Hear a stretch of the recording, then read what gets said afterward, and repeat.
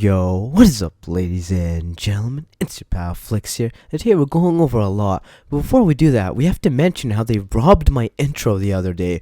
Why? Because people watch twice as long when I do that for some reason. God damn her, Overlord Holly.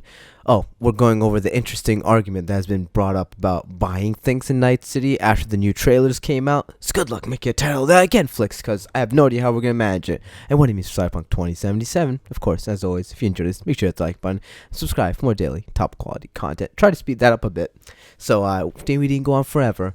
Alright, buying cars, unique cars, and buying houses. Oh, it's perfect having so many videos about info actually, because guess what, I can just go ahead and say anything I want and just link you the previous videos instead of actually finding the quotes again. That would be a pain to find the quotes again. This is what I call progress, ladies and gentlemen. We've made it. We've really made it to the top of making content. So each car variation has different looks. I mean, that's why it'd be called variations, I guess. Not making a good point, am I? Alright, let's start from the beginning. So, from what we've seen, we've got a couple different categories of cars. Different skin categories, I guess I would kind of classify it as ish. You got normal street versions of the cars. You got the junk stripped down version of the cars. You got the nomad armor plated versions. Then you got the more luxury, rich area tech versions, which would obviously have more advanced locks on them, at least hopefully. I mean, we did see the advanced locks on the Erendite in the Street Kid Life path, but then again, that could just be a little intro thing to it, or it could be only exclusive to the Erendite, because only 1,000 people could have it, obviously. Then you have the special player bought versions of each car. Each version of the cars you could buy has a unique interior and outside look that's different than any other version you could steal. Like we just said, the street and luxury versions are normal and advanced tech versions. I guess you could say the junk versions are obviously more garbage, worse running. The interior is like gutted, empty pretty much. Type of thing that just performs worse, but at the same time gets the job done, right? Gets you from point A to point B. I wouldn't recommend racing them. I really wouldn't. Then you got the Nomad versions. They come with heavier plated armor on them. I guess heavier wheels, or just wheels more adapted to the off-road environment of Badlands. As racing on the streets versus the Badlands is going to be very different from one another, and vehicles handle more differently in the Badlands versus the actual streets. You got normal roads versus dirt roads. I think we know there's going to be a difference. So going off that, there's unique versions of pretty much every car right off the bat that you could buy or keep in your garage. Now, we originally thought that you'd be able to buy vehicles through an app or something on your phone. I guess that was more of a GTA game thinking, I guess, because could you buy them off your phone in GTA? Yeah, you could buy them off your phone in GTA. I was thinking GTA 4, where you actually had to use like a laptop and you didn't buy the car with just, we're getting too far off track.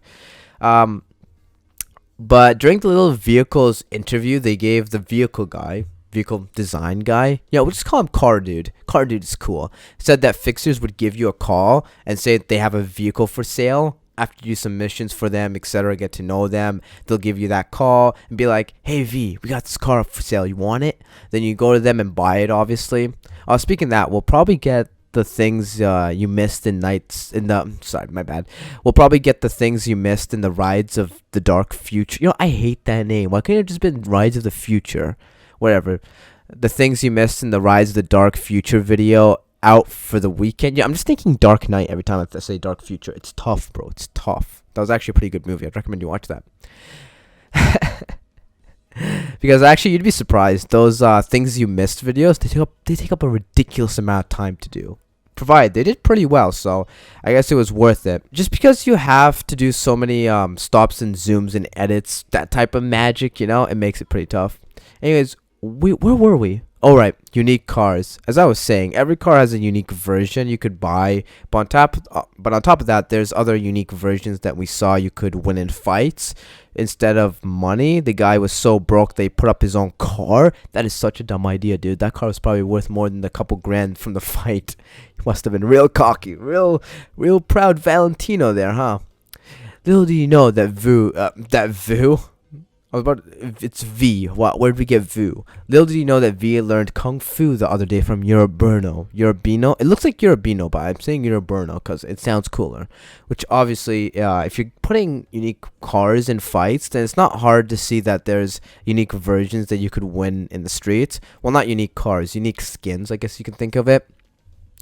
Okay, I'm really trying not to get into breaking this vehicle's trailer down right now because it'll really be a headache if we start going down that route. But there's also gang versions of cars, I guess you could say. We saw a 6th Street painted rundown cab, and obviously the Militech and Arasaka armored juggernaut vehicles, which makes me think, can't you just cheese the game by grabbing one of those and just running over everyone instead of fighting them? Yeah, you could still get damage from the front, but what if you just reverse into them? They can't shoot you from the front, and there's no windows at the back. Like, I see that as such an issue, but those are like heavily plated, so I don't see how you can get around that unless you make the majority of fights indoors. But we already know that that isn't always the case, as we saw the 6th Street, aka Grove Street, their entire get-togethers outside on the roofs, and how AI generally works in these type of games, RPGs, role-playing games, is the enemies are going to chase you from the roof down the street just to get closer to you and try to get like a shot or something. Then you could, just run them over, kind of destroying all difficulty. It's why Fallout never went for a proper vehicle system. Verberts don't count, or mods, okay? Yeah, I'm looking at you modders. I actually never modded in vehicles, so get wrecked. I guess I'll change what my idea for the title was today and just keep going with unique vehicles, because, let's be honest, anything unique is cool. I may never use it, but I want to collect it. Yeah, I'm that type of gamer, the hoarder type. There'll obviously also be quest reward vehicles. If those are unique or not, who knows, really? Actually, I guess the type of quest reward you could set up is you get the ability to buy the car from the fixer. But I don't think those are related to like quest rewards. I think those are just like progress with the fixers. Will we? Or if they were actually unique one-off cars instead of skins, because all we've been talking about is pretty much reskinned cars so far, aka the unique variations. But we know that Johnny Silverhand's Porsche is a one-of-a-kind unique car. That's what I'm talking about when I say unique cars. One-of-a-kind prototypes, those type of things. That doesn't mean that you can't get more than one of them, but you won't see them on the street type of thing. You won't see anyone driving them except you, because one-of-a-kind type of thing.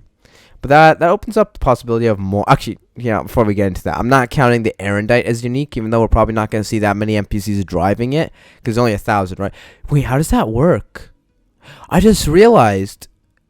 Okay, I don't think NPCs can drive those. No. And it would have to be specific celebrities that are allowed to drive those. You know why? Because if NPCs are allowed to drive them, then as you keep going playing the game, then you'd run into more than 1,000 eventually, which would break the lore. So to stop them from breaking the lore, they would have to make it so there's only a set amount in Night City, and those are linked to celebrities, which you could steal them from off the celebrities or something like that. I just realized that like right now. That opens up a lot of possibilities, and like a lot of possibilities for unique cars though. I wouldn't be surprised if there was a Cybertruck. That's what I'm trying to try. I'm going to try find day one, cause there's definitely going to be one. You know what's funny? The Cybertruck has like so little polygons. It's pretty much just boxes, right? That you could have probably made a Cybertruck on the PS1. I kid you not.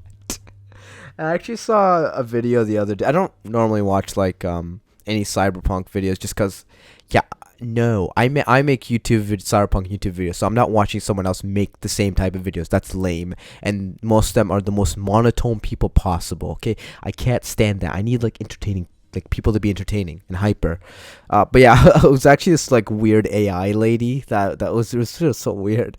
It was like my TI space TS has more polygons than the Cybertruck. That made me burst out laughing. That was hilarious. That was just something I watched the other day. The trailer said something about fine tuning your car. People are taking that the wrong way. Let me actually correct myself. The cinematic trailer is what said. Well, no, it was the the marketing narration over the trailer that said that. It's the same with buying houses. People are really taking everything a little too literal. Vehicle customization is confirmed not in the game at launch. Tuning, we actually don't know. So customization doesn't actually count when it comes to vehicle upgrades, if that makes sense. Because you could say you've upgraded the engine, for example, without changing the look of the car. It's just a number in the background of the game that gets changed so your car is slightly faster behind the scenes, really. And we have seen garages in the game, so it actually isn't far-fetched to say that vehicle tuning might be in the game. Personally, I don't think so. I believe they would have shown it off if it was actually there. The worst mistake you could ever do is take the marketing talk as truth. Marketing's job is to sell the game to you, to sell the idea of the game. The devs, on the other hand, are making the game, so things that the devs say, yeah, take it for its full value. But things that marketing says, take it with a grain of salt, because at the end of the day, their job is to sell you the game. That's what they're there to do. Market the game. That goes for really anything in life. I do think that vehicle customization is going to be in a DLC, though. It seems like something that was supposed to be in the game but got cut out due to time constraints to me. But there is also some proof to that, because back in The Witcher 3 they didn't have horse armor. Okay, why would you need horse armor? I said horse, but was it hearse? Making fun of yourself, Flicks 101. Yeah, but a horse armor, like, why would you need horse armor? I don't see why do I need horse armor? But whatever, you didn't have horse armor at the start of the game, but then later on you got horse armor. So there you go, you customized your horse, which was called Roach for some reason. The horse was a cockroach, pretty much. I don't know where they come up with this stuff. Now on to buying houses. I'm going to start off by saying that regardless if you think the game's going to ever have it or not, the argument of saying, oh, it's a punk game, you have to be dirt poor. You know, when I think of that, I'm just thinking of the guy is a hippie. Whoever says, oh, it's a punk game, I'm thinking like you're a hippie. Like, bro, what? Anyways, if you say, oh, it's a punk game, you have to be dirt poor, never afford anything great, and be depressed, because that's the universe you're in, bro.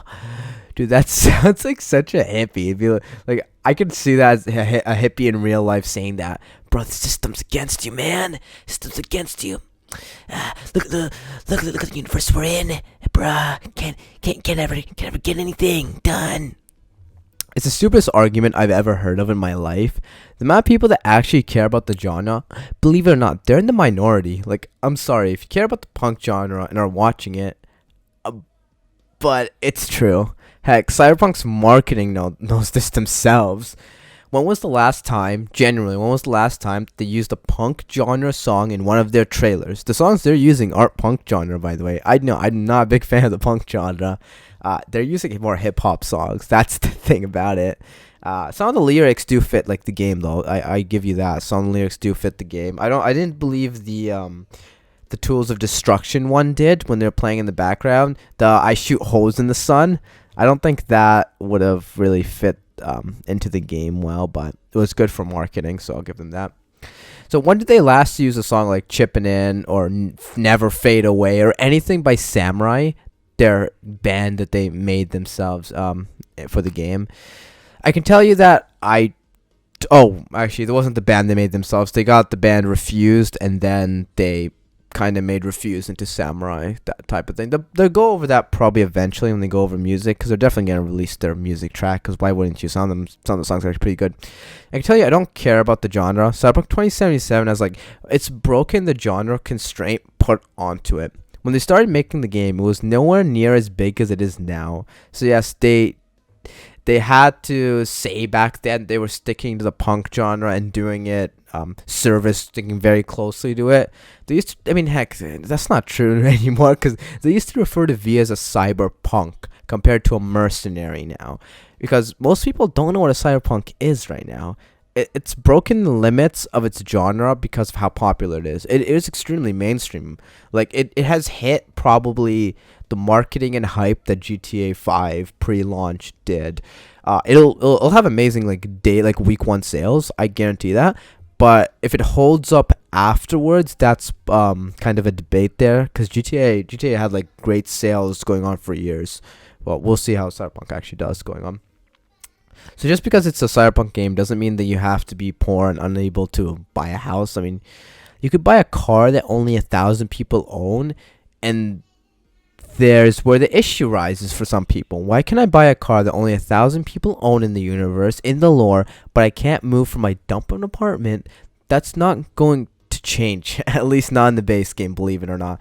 I know I would love for that to be the opposite, but yeah, don't take the cinematic trailers as fact, okay? You want a big house, you want to rule the city, you want to burn everything down. No, okay, no. You're stretching. That is for marketing. They want people to be hyped for the game that don't know about the game. Because it was really, they made a mistake really early on in development on their part. Then what was that mistake? The reason you can't change houses is because some scenes happen in V's apartment. And since it's an RPG and not a linear game, you can't just have a cutscene that plays depending on the house you're in, right? Like if you had a choice-driven cutscene game, something like Detroit Become Human, then yeah, you could do that. That's why Detroit Become Human has like so many branching paths. I guarantee you it's going to have more branching paths than Cyberpunk 2077, just because of just the ability of being not having the choices be the gameplay factor, because the gameplay factor for Cyberpunk 2077 is not the choices, it's the fighting the enemies. Pretty much that's kind of what it is. The story the story revolves around the choices, but not the gameplay is what I'm trying to say.